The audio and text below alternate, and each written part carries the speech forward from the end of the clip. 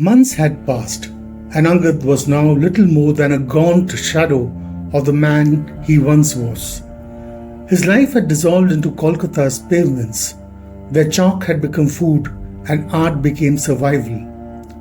Children gathered around him often, watching his hands move across stone with quiet fascination. Some even tried to imitate his strokes. There was a comfort in teaching them, a fragile sense of purpose hidden beneath addiction and ruin. On that particular day, Angad chose a crowded cinema hall for his next creation. A major film was releasing that evening, and the streets outside already pulsed with anticipation. Before arriving, he made his customary visit to the Adda. The afternoon dose settled warmly into his veins, while another packet disappeared safely into the depths of his tattered cloth bag. By sunset, the road leading towards the theatre had transformed into a carnival of noise. Crowds surged forward eagerly, while sweets were distributed freely at the entrance. Angad found the perfect patch of pavement, opened his bag and began to work. His subject was his favorite actor. Captured mid-stride, a long sword raised triumphantly towards the sky. The drawing expanded steadily beneath his fingers. Then suddenly, a cry pierced through the celebrations. Angad glanced up. A woman knelt before a young girl, pleading desperately. Their words vanished beneath the crowd's excitement, yet the bond between them was unmistakable. Mother and daughter. Angad returned to the artwork, but the grief refused to leave him. It drifted silently into his consciousness, mixing strangely with intoxication and with the image forming beneath his hands. By nightfall, the painting seemed almost alive. The crowd stood mesmerized. Money rained into the pavement, notes and coins gathering around the artwork like offerings before a shrine. When the evening finally ended, more than 2,000 rupees lay at his feet. It had been a profitable night. As he collected the money, he noticed the woman and the girl crossing towards the slum opposite the theatre. Something compelled him to follow, yet his appearance betrayed him immediately. The pair quickened their pace, disappearing into maze of narrow alleys before he could speak. Disappointed, Angad drifted back towards the Adda. But tonight, flush with cash, he consumed far more than usual.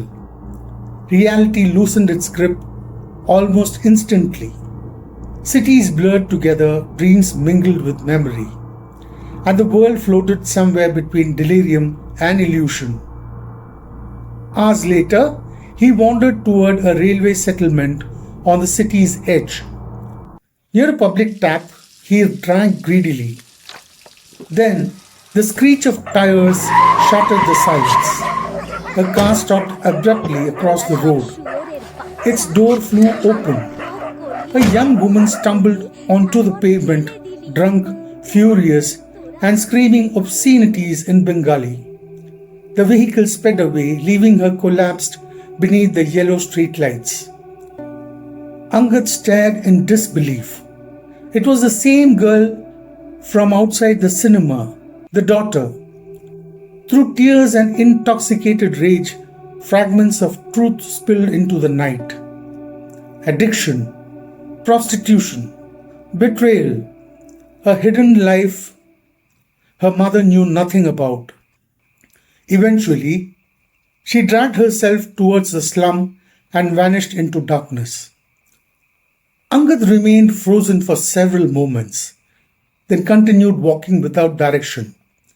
Near the tracks, he discovered two massive abandoned concrete pipes. One became his shelter for the night. Sleep arrived in broken fragments, interrupted repeatedly by the thunder of passing trains. At dawn, thirst pulled him back towards the public tap. That was when he noticed the crowd. People stood gathered near the railway line, their voices lowered by fear.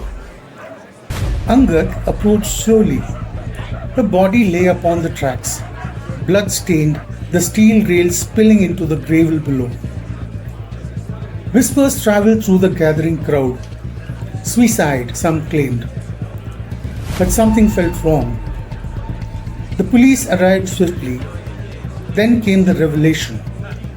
The dead girl was the same one he had seen only hours earlier. The same girl from the cinema. The same girl abandoned beside the road. Yet the horror did not end there.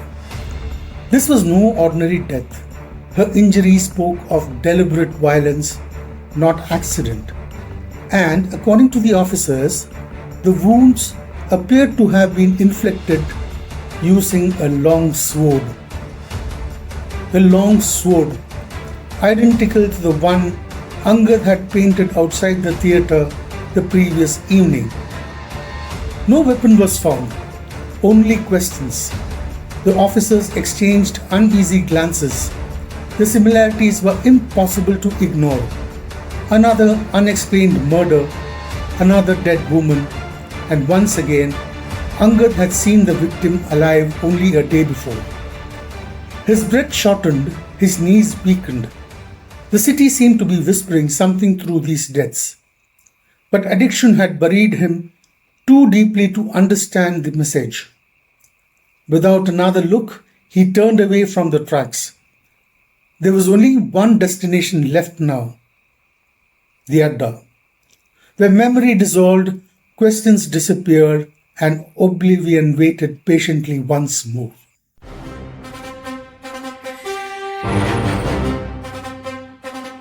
Where stories begin.